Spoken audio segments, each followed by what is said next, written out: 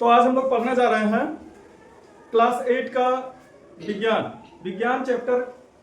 First chapter जो है बहुत ही इंपॉर्टेंट चैप्टर है, कोशिका।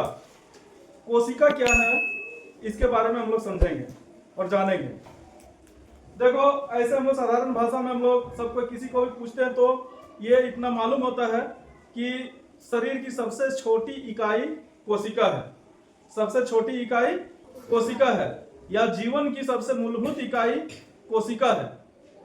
तो भाई ये सबसे इंपॉर्टेंट चीज है। तो ये क्यों इंपॉर्टेंट है, इसकी खोज किसने किया और इसमें क्या खासियत है, इसकी क्या विशेषताएं हैं, ये सब चीज हम लोगों को जानना चाहिए। ठीक है, तो सबसे पहला बात है कि कोशिका जो है इसको 1665 ईस्वी में रॉबर्ट हुक नामक वैज्ञानिक ने खोज किया था। किसने खोज किया था? रॉबर्ट हुक ने, जिन्होंने मृत कोशिका खोजा था। क्या खोजा था? मृत कोशिका मतलब मरा हुआ, है ना। उसने बोतल की कॉर्क में देखा था कोशिका को, वो मरा हुआ था। लेकिन 1674 ईस्वी में ल्यूवेनहॉक, क्या नाम था उसका? एंटोन वान ल्यूवेनहॉक, इन्होंने जीवित कोशिका का खोज किया, जो बहुत ही महान वैज्ञानिक थे, है ना। किसने खोजा था? एंटोन वान ल्यूवेनहॉक। एंटोन वान ल्यूवेनहॉक ने क्या किया था?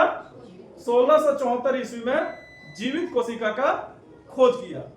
तो खोज जब किया तब क्या हुआ कि इसके बारे में रिसर्च होना शुरू हुआ कि आखिर ये क्या है ना। इसको पॉज करो तो ये जो ल्यूवेनहॉक ने जब जीवित कोशिका का खोज किया तब इस पर रिसर्च चलने लगा, है ना। तो इसमें हम लोग देखते हैं कि कोशिका जो है वो जीवन की सबसे छोटी इकाई है। कोई भी, चाहे जीव जंतु हो या पेड़ पौधे हो, सबका जो निर्माण हुआ है उसकी सबसे छोटी इकाई कोशिका है। क्या है? कोशिका है। तो कोशिका जो होता है वो बहुत सारे कोशिकाओं के मिलने से क्या बनता है? ऊतक बनता है। बहुत सारे कोशिकाओं के मिलने से ऊतक बनता है, और बहुत सारे ऊतक मिलने से क्या बनता है? अंग बनता है, अंग। और अंग का एक तंत्र होता है, और बहुत सारे अंग तंत्र मिलने से शरीर का निर्माण होता है। तो हम लोग इसको यहाँ देखेंगे। पहला चीज क्या है? कोशिका। ठीक है, कोशिका मिलके क्या बनाएगा? ऊतक। ऊतक मिलके क्या बनाएगा? अंग। अंग मिलके क्या बनाएगा? शरीर।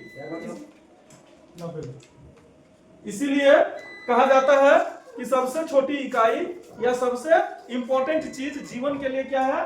कोशिका है। अगर कोशिका नहीं रहेगा तो अंग नहीं बने, ऊतक नहीं बनेगा, और ऊतक नहीं बनेगा तो अंग नहीं बनेगा, और अंग नहीं बनेगा तो शरीर नहीं बनेगा, है ना। जैसे हम लोग एक उदाहरण से समझते हैं, हम लोग घर बनाते हैं ना। तो घर जब हम लोग बनाते हैं तो घर में क्या करते हैं? एक एक ईंटा को जोड़ते हैं। एक एक ईंट को हम लोग जोड़ के क्या करते हैं? दीवार बनाते हैं, है ना। दीवार बनाते हैं, और फिर ये एक दीवार इधर बना दिए, इधर बना दिए, इधर बना दिए, 3-4 ठो दीवार मिलके क्या हो गया? घर बन जाता है ना। तो अगर कहा जाए कि भाई अगर ईंट ना हो तो घर बनेगा? नहीं। तो घर के लिए सबसे इंपॉर्टेंट क्या है?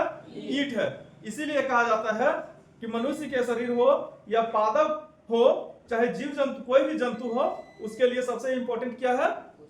कोशिका है। तो कोशिका जो है इसकी खोज सबसे पहले किसने किया? रॉबर्ट हुक ने किया 1665 ईस्वी में। लेकिन उन्होंने मृत कोशिका खोजा, इसलिए उसमें रिसर्च नहीं हो पाया। तब जाके फिर क्या हुआ? 1674 ईस्वी में एंटोन वान ल्यूवेनहॉक ने क्या किया? जीवित कोशिका को खोजा। तो कोशिका इतना छोटा होता है, इतनी छोटी होती है कि उसको हम नगण्य आंखों से, मतलब खुली आंखों से देख नहीं सकते हैं। मतलब इतना छोटा होता है, यहां तक कि साधारण सूक्ष्मदर्शी से भी नहीं देख सकते हैं। तब जाके क्या हुआ? इलेक्ट्रॉन जो होता है, इलेक्ट्रॉनिक सूक्ष्मदर्शी का आविष्कार हुआ, और उसके आविष्कार होने के बाद कोशिका में रिसर्च किया गया, तो पाया गया कि कोशिका जो साइज होता है वो एक माइक्रोमीटर 0.1 माइक्रोमीटर से लेकर 1 मीटर तक का होता है। मतलब छोटी से छोटी कोशिका जो होती है वो 0.1 माइक्रोमीटर का होता है। मतलब 0.1 माइक्रोमीटर मतलब मीटर का कितना हजार गुना छोटा होता है ना, और 1 मीटर तक बड़ी हो सकती है। तो सबसे छोटी कोशिका जो खोजा गया वो कहाँ मिला? माइकोप्लाज्मा में। किसमें मिला? माइकोप्लाज्मा। ये सबसे छोटी कोशिका है। सबसे छोटी कोशिका क्या है? माइकोप्लाज्मा में। और सबसे बड़ी कोशिका शुतुरमुर्ग के अंडे में। शुतुरमुर्ग एक पक्षी होता है, उसका जो अंडा होता है उसकी जो कोशिकाएं होती है वो सबसे बड़ी होती है।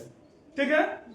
कोशिका का जो आकार होता है वो 1.01 माइक्रोमीटर से लेकर 1 मीटर तक का होता है ना। कोशिका एक कोशिकीय जीव भी होता है। एक कोशिका से जो जीव बनता है उसको हम लोग एक कोशिकीय जीव कहते हैं। जैसे हम लोग पिछली कक्षाओं में पढ़े हैं कि अमीबा का नाम सुना है? अमीबा एक ऐसा जीव है जो एक कोशिकीय जीव होता है, जिसमें एक ही कोशिका होता है। और अमीबा अपना खाना कैसे खाता है? कूटपाद से। अमीबा का आकार कोई निश्चित आकार नहीं होता है। कोई खाना आया इसके ई में तो इसको ऐसे करके ये फंसा लेता है और उसको खाता है।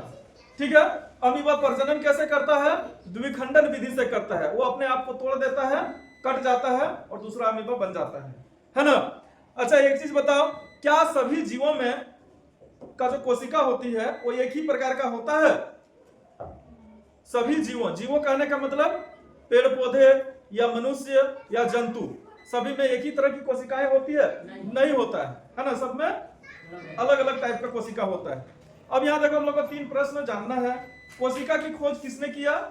Robert Hooke. यहाँ देखो प्रश्न 2 तरह से इसमें पूछा जा सकता है। कोशिका की खोज सबसे पहले किसने किया? Robert Hooke. कोशिका की खोज किसने की? Robert Hooke. लेकिन अगर पूछ दिया जाए कि सबसे पहले जीवित कोशिका की खोज किसने की, खाली जीवित लगा देगा तो रॉबर्ट हुक नहीं होगा। वहां पर क्या हो जाएगा? Antoine Leeuwenhoek. ठीक है। नेक्स्ट क्वेश्चन है, सर्वप्रथम जीवित कोशिका को किसने देखा? Antoine Leeuwenhoek. जीवन की मूलभूत इकाई किसे कहते हैं? तो जीवन की मूलभूत इकाई कोशिका को कहते हैं।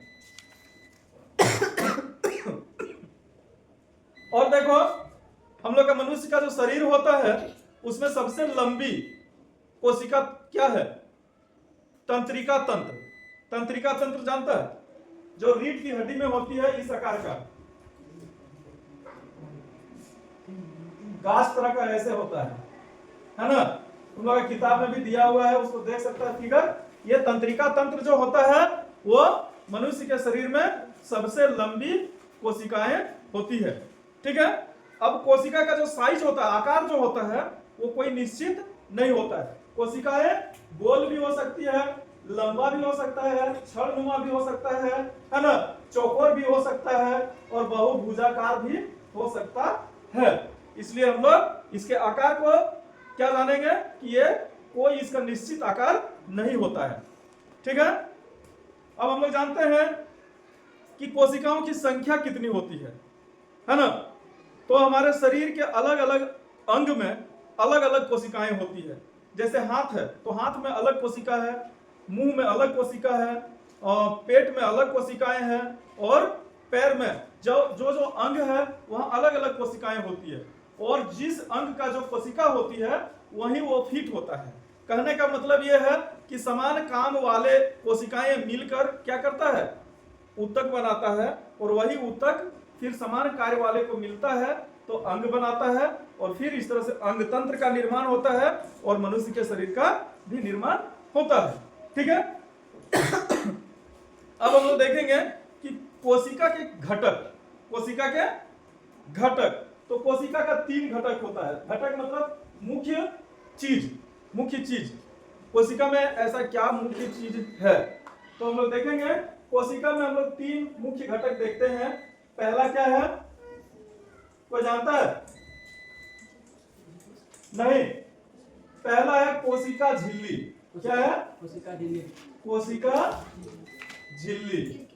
कोशिका दूसरा है कोशिका द्रव्य और तीसरा है केंद्रक।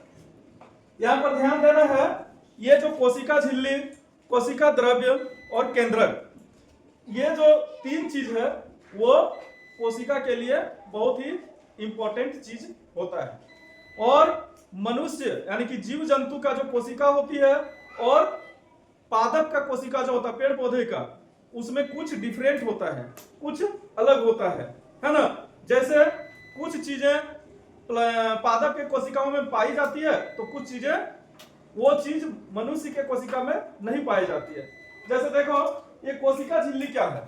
कोशिका झिल्ली, या अब हम लोग यहाँ पर देखेंगे ये फिगर देखो, इस फिगर में हमने दो तरह की कोशिका का चित्र बनाया है।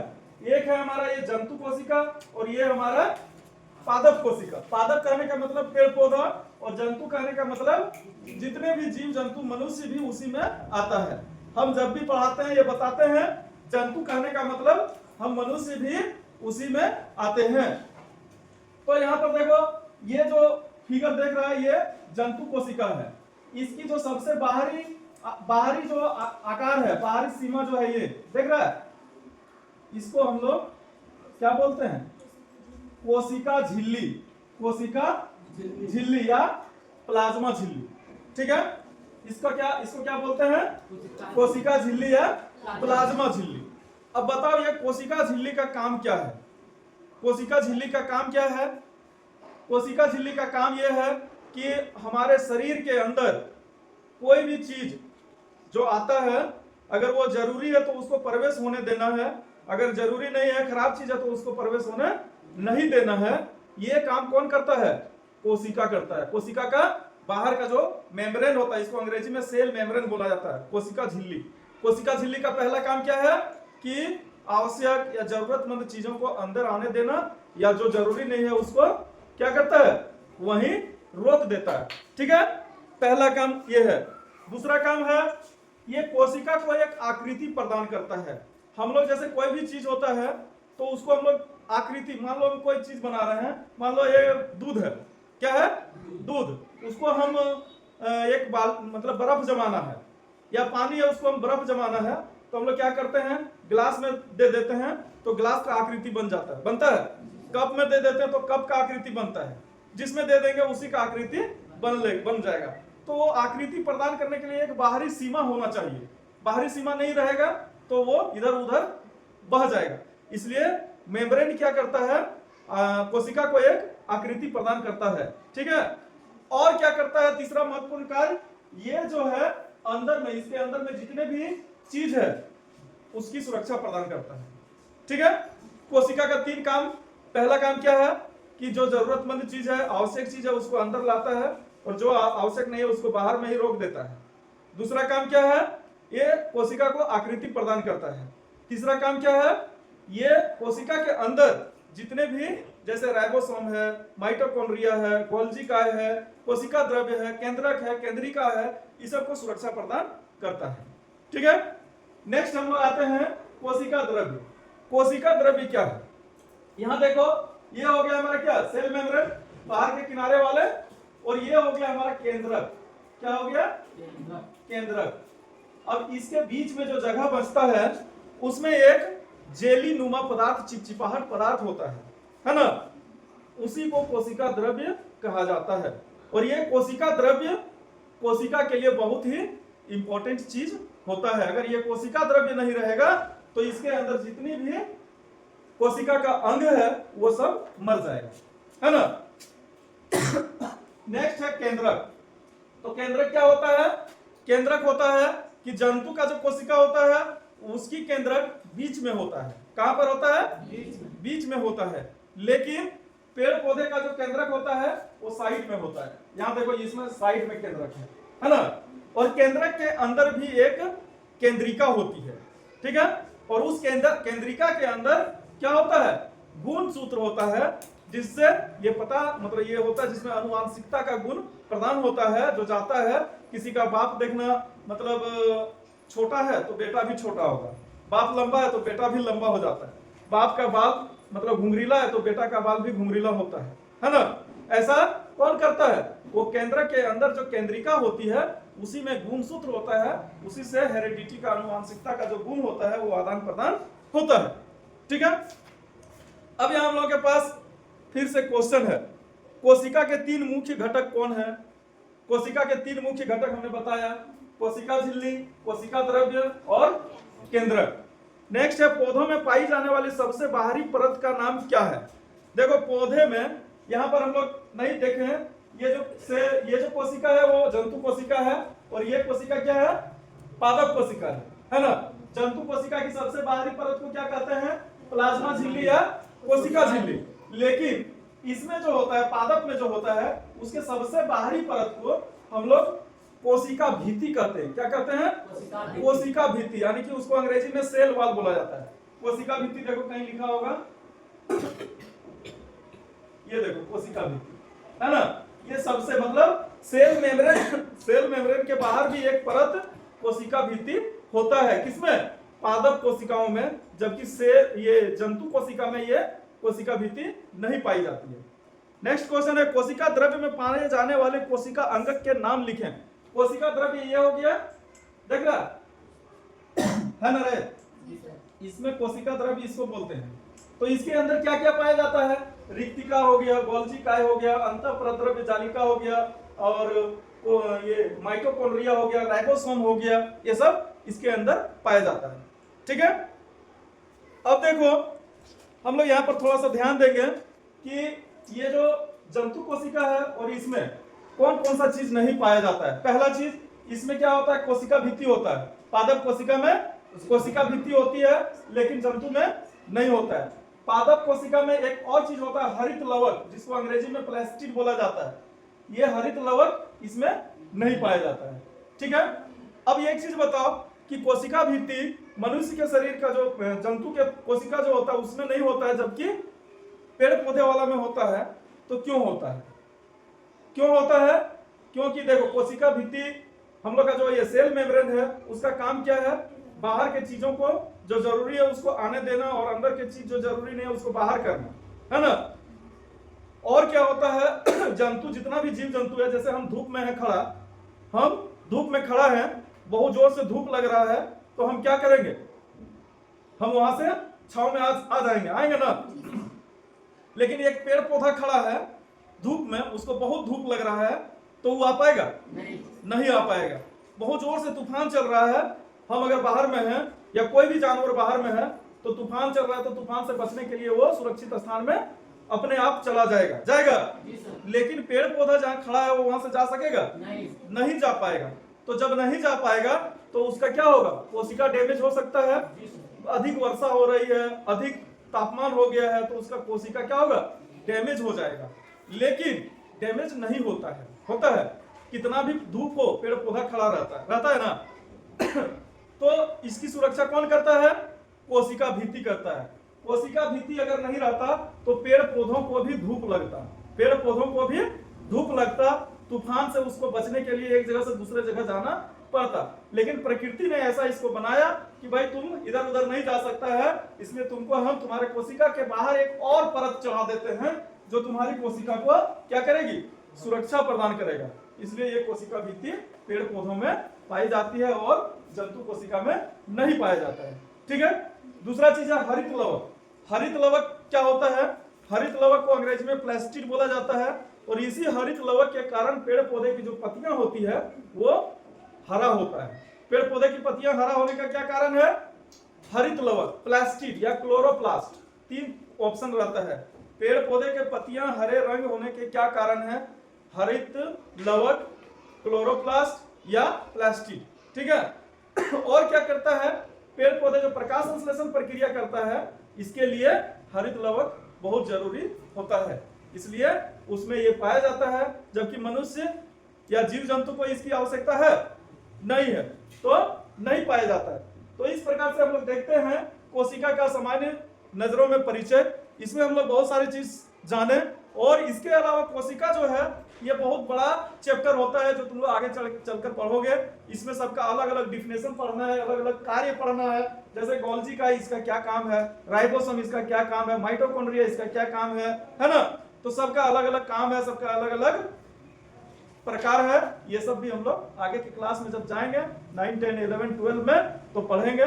फिलहाल इतना 8वां क्लास के लिए बहुत पर्याप्त है।